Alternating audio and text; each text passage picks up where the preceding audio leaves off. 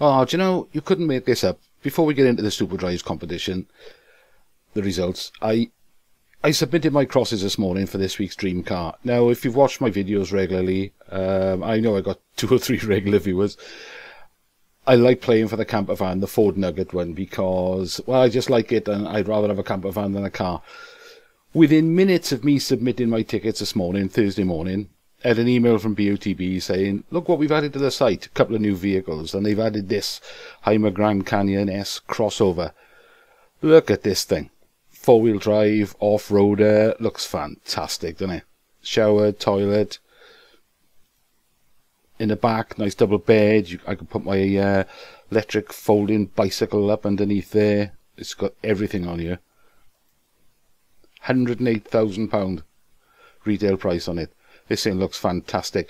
It reminds me of, and I know the Americans are a bit nutty, but I like their bug-out vehicles. They have these vehicles designed, usually homemade, so that if there's a nuclear war or a civil unrest, uprising, whatever, they can piss off to the wilderness or to the mountains and survive for so long. And it looks like one of them. Oh, I love this. If I'd waited another couple of minutes, I would have played for this instead. In fact, I've been on the Hymer website to have a look at it. And according to the website, this thing will run for 10 days on its own, out in the middle of nowhere. So if you're wondering how it does that, well, if you look at the power supply, it's got 250 watt amp hour lithium batteries. They're the expensive ones, the lithium ones, and a 95 amp hour lead battery and an inverter, so you can plug normal electrical items into there. So this will run off grid for 10 days. It's got a 95 watt solar system on the roof. Got everything in this. In fact, if you're up in the woods and the mountains and somebody sneaks up and attacks you, it even comes with an axe and a shovel, so you can defend yourself and bury the bodies. So I'm definitely going to be playing for this from now on. Anyway, let's get on to the Superdrives. So here's the result of the Superdrive competition for the last month. See, there's my crosses all the way up there.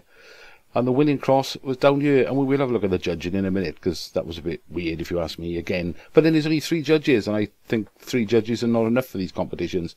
Can't complain too much. It's a free competition. Doesn't cost us anything. So why did I put my 3 crosses up there then? Well, if you look at his eyesight there, he's looking in that direction as far as I'm concerned. So they had to be along that line somewhere. This fella on the left, as Matt says, the head judge, the village elder, he always says, he said you can't really see his eyes clearly, and he's right, you can't. So I had to go by sort of the direction of his face. So I drew a line from his enormous nose down in that direction, where it crossed over with where he was looking. So I thought that was about right. I couldn't be far out there, so I was surprised to see him all the way down there. But let's have a look at the judging. So this is where the judges have gone. There's 2 very close together down there, and there's 1 all the way up there. Now, to be fair, the fact that that one is all the way up there has brought the average up a bit and a bit nearer to mine. Actually, it's still nowhere near mine, but it's a lot closer to mine than it would have been. So, of course, if there's 2 together and 1 miles apart, back in the woods, then they're going to take that one out, don't they? But this is the problem you got with just 3 judges, in that, 2 are in the same area, 1 is miles away. You can only go by the 2 that are roughly together. And to be fair, the 2 of them are very close together. So obviously they're gonna take that one out. I'm not convinced they should, because I think it brings the average up a bit further into where they should have been, because I don't think this guy's looking so far down there. But then it's down to perspective, and it's down to the individual. And I don't know what I'm talking about. I'm in zone 3 every week, so I'm just talking bollocks most of the time. Yeah, sure enough, here's the final result. They took that top one out, and they've just left those 2 in, so the average was down here somewhere. I can't see it myself. I think it should be higher up than that.